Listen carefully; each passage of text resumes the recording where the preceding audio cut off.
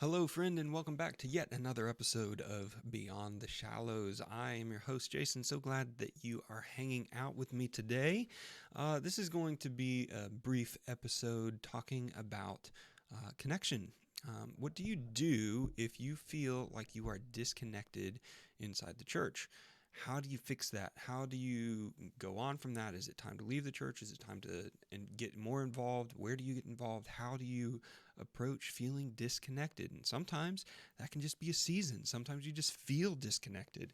And what is your fault? What is the church's fault? How do you react when that happens? We're going to talk a little bit about some of that, but I want to know from you, how connected do you feel to your church? How connected do you feel to people within the church or your church community, and what are you doing about it?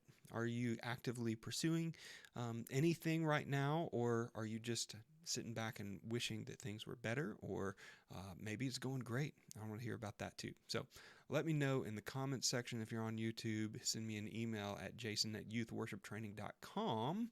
If you are listening on another platform like Spotify, I'm so glad that you're hanging out with me today. And this is a good reminder that this episode is brought to you yet again by youthworshiptraining.com. You know somebody at your church or your youth group, or somebody who is interested in worship ministry. And I do mean ministry, even if they're a high schooler or a middle schooler just trying to figure out how to play guitar and learning those classic rock riffs on their guitar, or learning some piano from a classically trained music teacher. You know somebody who has got some talent and a pulse, and there is a temptation to throw them up on a stage and hope that they can figure it out on their own. Please, please, please equip them well. Don't turn them into a song leader. Turn them into a lead worshiper, and that comes with training, that comes with discipleship, that comes with a mentor walking alongside them. That could be you, that could be their youth leader, but that mentor is going to need some tools, and that is where Youth Worship Training comes in. It's a membership-based website that I run. It is low cost, and every student gets their own account where they can track their progress, self-paced, go through a bunch of courses to give them everything that they need in order to be successful in worship ministry. Now, I don't mean successful with money. I mean successful in that they will be lead worshipers, not just song leaders for the church. So, if you have somebody who popped in your head or your heart while you listened to that little spiel, it would mean the world to me if you sent that to them, send that to send youth worship training to their youth leader or a leader at your church, and let them know that this resource exists. I am passionate about helping those kids who were just like me once, who got the opportunity to step onto a stage and find a place to connect inside the church through a leadership opportunity. It was important to me, and I knew even in high school that I wanted to do some worship leadership, which is not a normal thing. I knew what I wanted to do in high school, and then I went and did it. That's not normal. I've talked to a lot of other worship leaders, but usually some type of youth leader or church leader was involved in their story. And so you can be a part of their story. You can be a part of equipping the church and the next generation of the church. And so please, by all means, send them youthworshiptraining.com.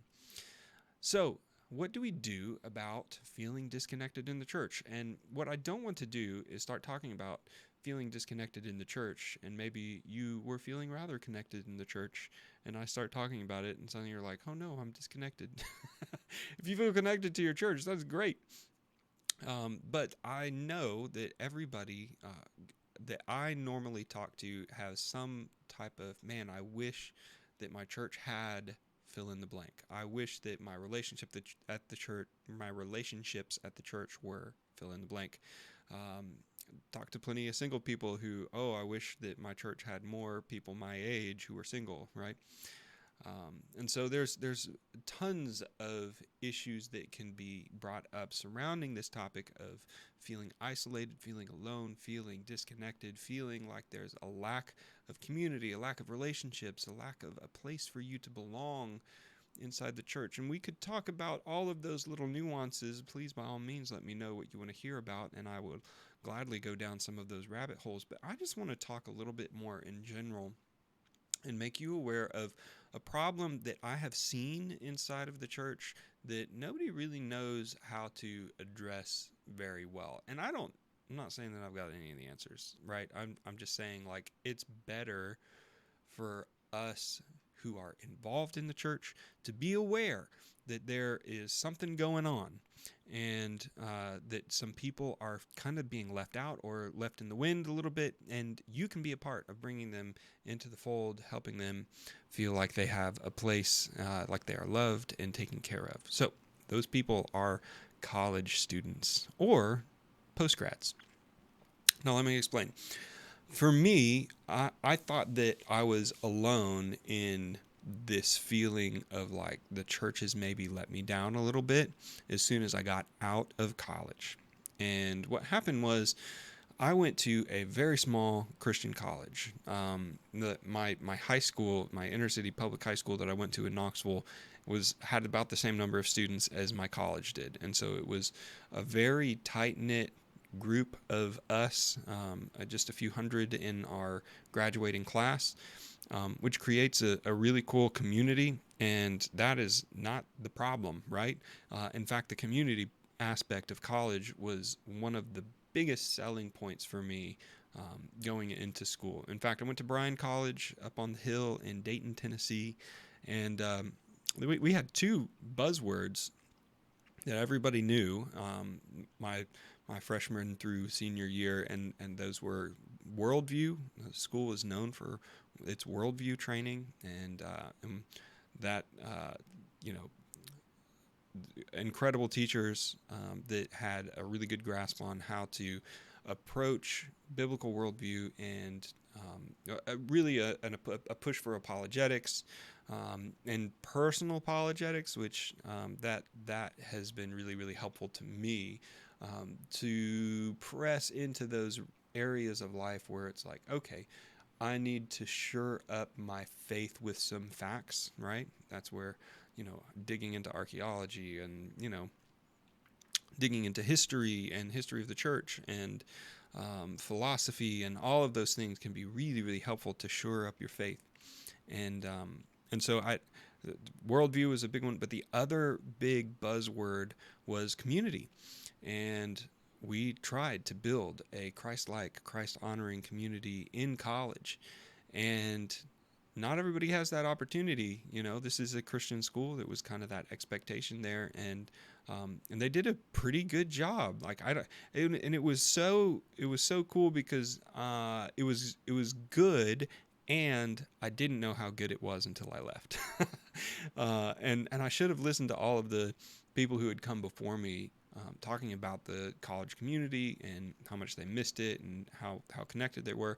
And I thought it was just like, oh, you're just like reliving the glory days and everything. But no, so time and time again, as I'm running through those conversations in my head, it's like, oh, they missed living in an isolated place with people who had a shared vision and mission and around their friends, and there was fun, and there was serious, and there was hard, and common suffering, and so many elements, and like living in close proximities with other believers. Like there are so many elements to the college experience, especially in a small Christian college environment, that are not real life for the rest of your life.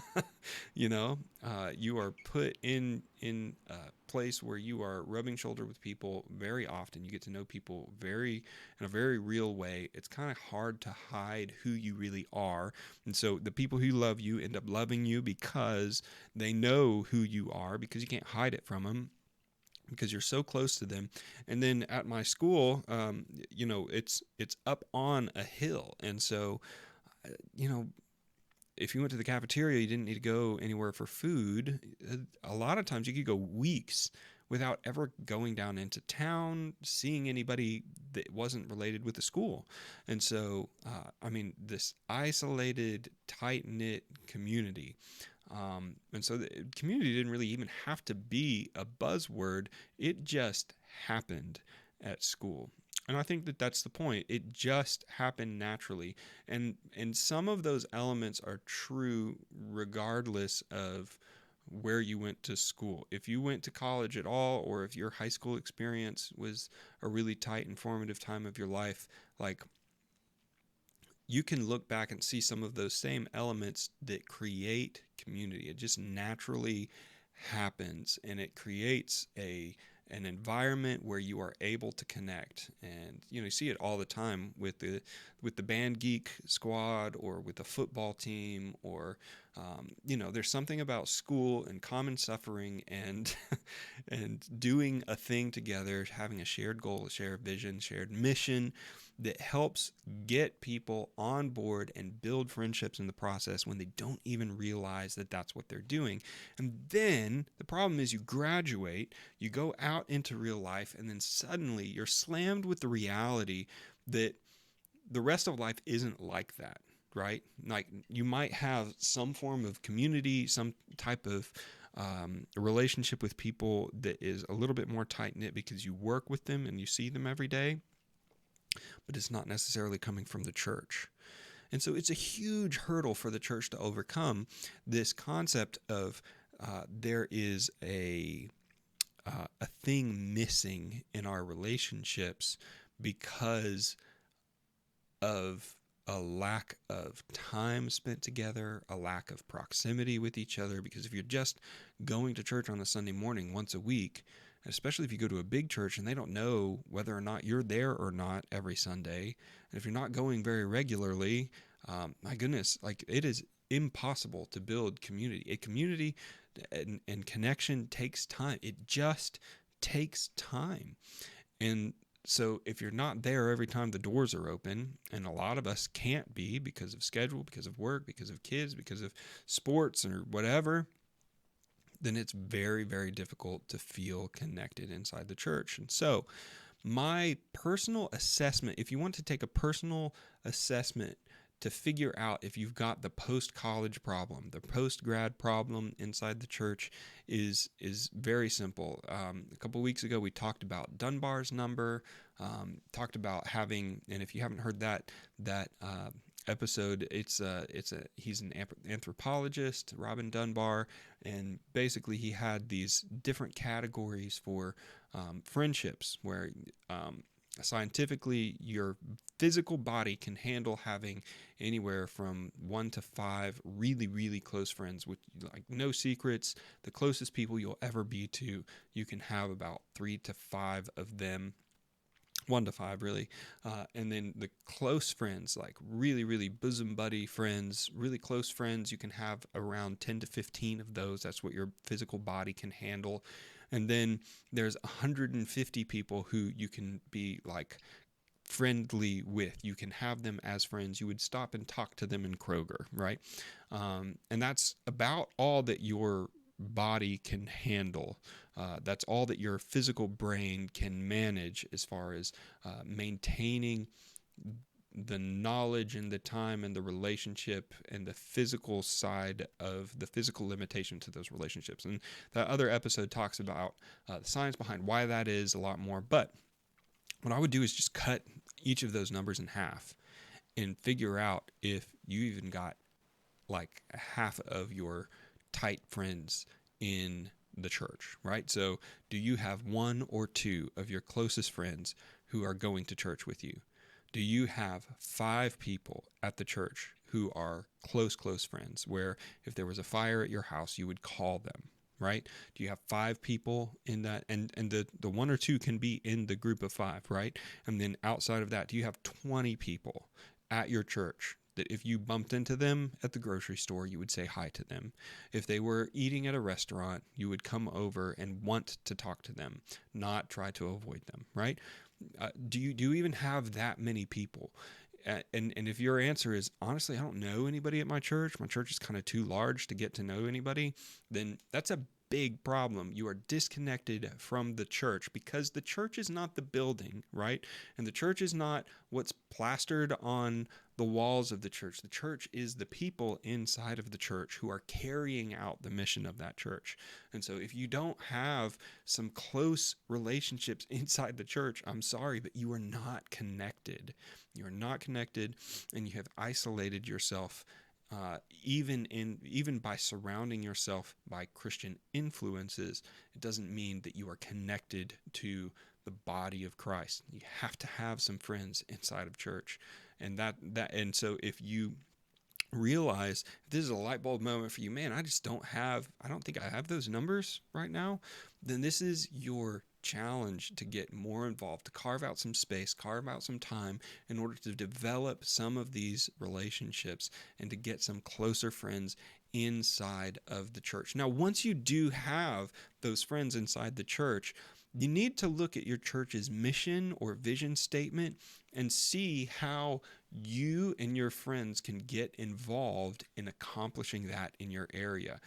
Like I said, the problem with college is that you had shared missions and shared visions, right? The problem with high school, the problem with the sports team, and why it builds better relationships with the church is that you had a goal. The goal was to get, the wide receiver or the running back down into the end zone, right? The goal was to put on the show and have an amazing musical by the end of the spring semester.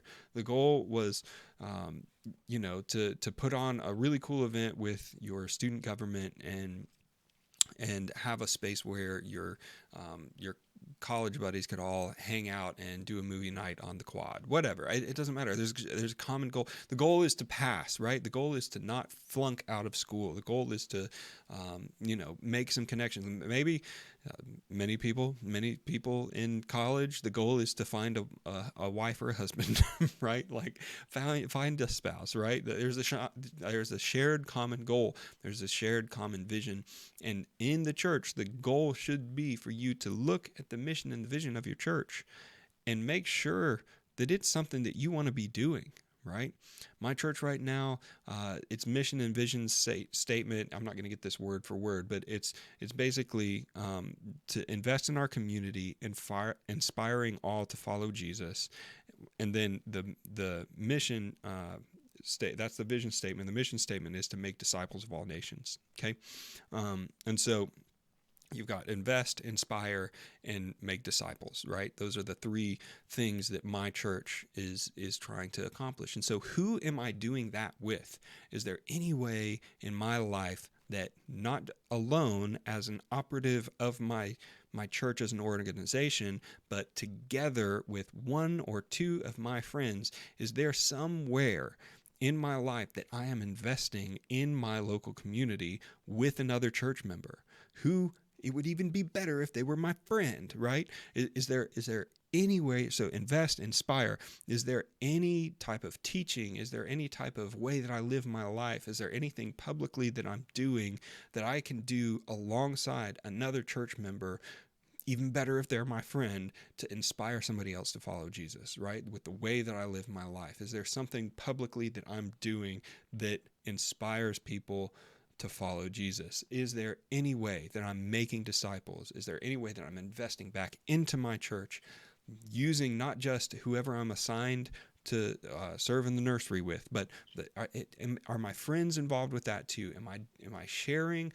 the mission and the vision of the church with somebody who is also in the church, who also recognizes that this is a shared mission and a shared vision, not just something that you're scheduled to do in your church, right? If you're doing that, if you have those close friends and you are actively pursuing some of these things that are part of the mission and the vision of your church, you can't help but get more connected with them and with your church, because again, the church is not the building, the church is the people, right? And so make sure that your church has some type of pathway for growth in that area where you have an ability to grow in your friendships. And if you don't feel like you have time to do a small group or something, and if you don't feel like you can get to church early for Sunday school, if you don't feel like you can, do like a short-term sports thing like a basketball night or join the softball team or something like that with your church, then it's on you. It's on you to get connected to your church and to do something intentional, like actually talk to somebody, actually invite somebody over, get somebody's phone number and call them for a cup of coffee or something like that, to grow that relationship so that you can start pursuing the mission and the vision of the church, not just your local church, but the kingdom, the whole church, with somebody else who is also a part of the bride of Christ. And if you're feeling disconnected, I'm telling you that is the antidote. Now, What do you do if you feel like I am not really jiving with the church's mission or vision? Or what do you do if you don't feel like there's a place where you can serve? Or what if you feel like you're not equipped, or you're not discipled well enough to teach something, or something like that? Well, you got to make sure that your church has some type of path for growth to get you from point A to point B, where you are then able to invest, inspire, or make disciples, or whatever your church's mission and vision statement is, you know? So make sure, because if nothing else, your church has that. Your church has a plan for how to get you from wanting to know more about Jesus and wanting to know more about God, wanting to grow in your relationship with God, to then actually being a person who is growing and is also able to equip others in growth as well. I guarantee you that your church has that.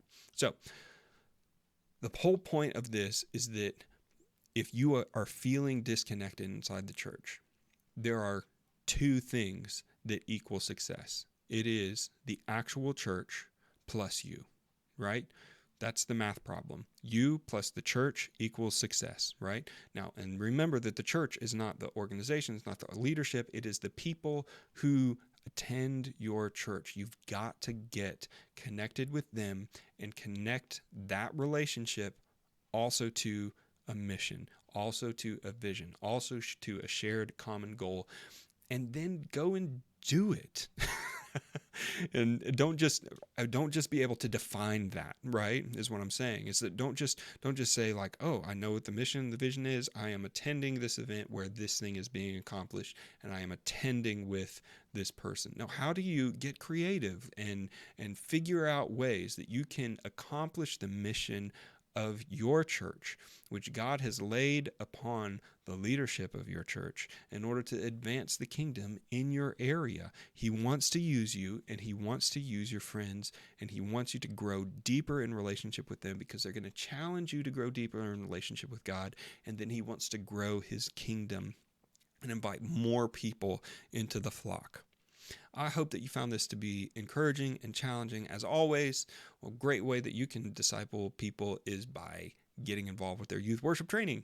And so use youthworshiptraining.com in order to do that and help inspire the next generation of worship leaders to lead the church in a healthy way.